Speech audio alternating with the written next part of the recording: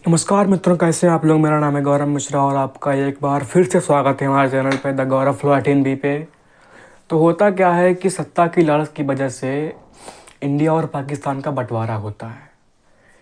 सत्ता की लालच की वजह से कि वो राजा बन सके, उसकी ज़िंदगी शान से कट सके, इसी वजह से कुछ ऐसा होता है कि मैं आपको एक एग्जाम्पल बताता हूँ।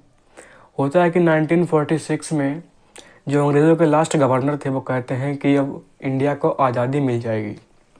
तो उसी टाइम पे मोहम्मद अली जिन्ना होते हैं, वो खुद प्रधानमंत्री बनना चाहते हैं। गांधी से कहते हैं कि आप मुझे प्रधानमंत्री बनाओ, नहीं तो मैं अलग देश की मांग करूंगा, यानी पाकिस्तान की मांग करूंगा।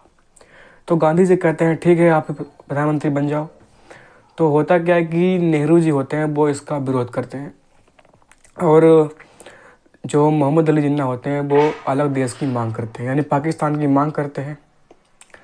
और उनका बनना था राजा, और जो 10-20 साल की ज़िंदगी शेष बची थी वो शान से कट सके, इसी कारण वो पाकिस्तान की मांग करना चाहते थे और राजा बनना चाहते थे। तो उनको ये चिंता नहीं थी कि मतलब आगे चलकर हिंदू मुस्लिम भाइयों में कितनी लड़ाइयाँ होंगी, क्या होगा, उन्हें इससे कोई मतलब नहीं था। तो होता क्या है कि ये इंडिया में पॉसिबल था नहीं कि राजा बनना, तो वो ज़्यादातर मुस्लिम भाइयों को मैनिपुलेट करते हैं और इंडिया में मैक्सिमम लोगों को वो मैनिपुलेट नहीं कर पाते। तो इसी कारण पाकिस्तान की मांग करते हैं और उसके बाद बनता है पाकिस्तान। तो पाकिस्तान अपना 14 अगस्त 1947 को अपना इंडिपेंडेंस डे मनाता है। और होता क्या है कि एक इंसान की गलती की वजह से पूरा पाकिस्तान उसकी खामियाजा भुगत रहा है। इंडिया और पाकिस्तान के बीच लड़ाइयाँ होती रहती हैं और उनके बीच बिल्कुल भी बनती नहीं है। तो यहाँ पे दोनों इतनी बुरी स्थिति में है कि कुछ पूछो ही मत। इंडिया तो कुछ बेटर है, पर पाकिस्तान इतनी बुरी स्थिति में है कि वहाँ आटा इतनी महंगाई पकड़ लिया है कि कुछ पूछो ही मत। और यूनिसेफ खुद कहता है कि यहाँ 80% बच्चे एजुकेशन तक पहुँच ही नहीं पाते, जिसमें से 50% बच्चे ऐसे हैं जिनको बेसिक एजुकेशन ही नहीं मिलती। मतलब प्राथमिक जो प्राइमरी स्कूल होते हैं हमारे यहाँ, वहाँ ऐसे भी स्कूल नहीं है। और जो सुपर बाइक्स हमारे यहाँ रोड पे चलती हैं उनको वहाँ पे मतलब किसी ने देखा भी नहीं होगा। और जो बाइक्स हमारे यहाँ चलती हैं नॉर्मली, उनको वहाँ पे सुपर बाइक्स माना जाता है। और वहाँ पे गरीबी का स्तर इतना नीचे है कि वहाँ पे लोगों को इलाज ही नहीं मिल पाता। और भुखमरी तो आप लोग जानते ही हैं। तो होता क्या है कि सत्ता के लालच में लोगों का भविष्य खा जाता है आदमी। तो यही हुआ, मोहम्मद जिन्ना ने यही किया, अली जिन्ना ने लोगों के भविष्य को खा गए। अगर सोचो, अगर इंडिया और पाकिस्तान एक होते तो कितना अच्छा होता, कितना पावरफुल देश होते। और वहाँ पे ऐसा होता है कि आज भी ऐसा है ना कि हिंदुस्तान के नाम पे लोगों को ऐसा भड़का के रखा है, जाति के नाम पे, धर्म के नाम पे ऐसा भड़का के रखा गया है कि तुम बेसिक तक पहुँचो ही ना, मतलब कुछ आगे का जानो ही ना।